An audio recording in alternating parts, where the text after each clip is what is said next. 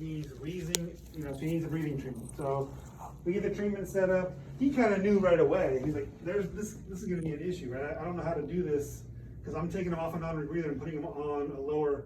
So you already kind of were suspecting something wasn't going to work right? It's like I thought about his sats going down on that, and then I saw him going down. I'm like, okay, so that's the problem. So here's the thing, right? It's like you're doing this and you see the patient's stats dropping into the 70s, right?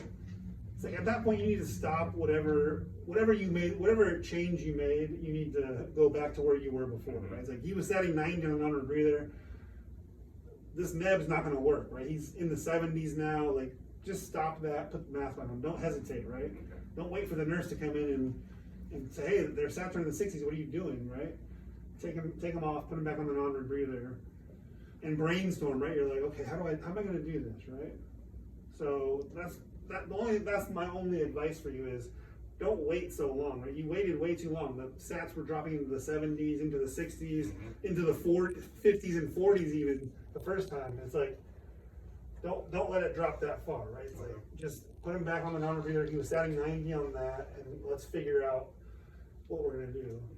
And when the doctor calls you, it's like, hey, you know, I put him on the treatment, but he was desatting on the treatment, so can we put him on a BiPAP and run the treatment through the BiPAP? Can we set him up on the high flow? I mean, this guy probably needs something else anyway. If he's setting 90 on a non-rebreather, he's got some sort of issues, exactly. Okay, so either BiPAP high flow or oxymask would work for this situation.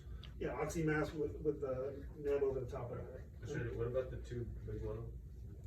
So that's another option, yeah. So where's your mouthpiece and stuff? You guys have seen blow-by before? You know how to set up a blow-by treatment? Yeah?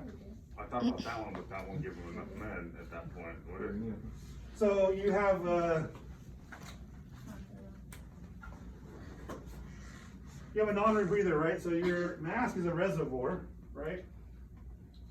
There's no holes in it, right? So if you're having a glove, right? So you do a blow-by,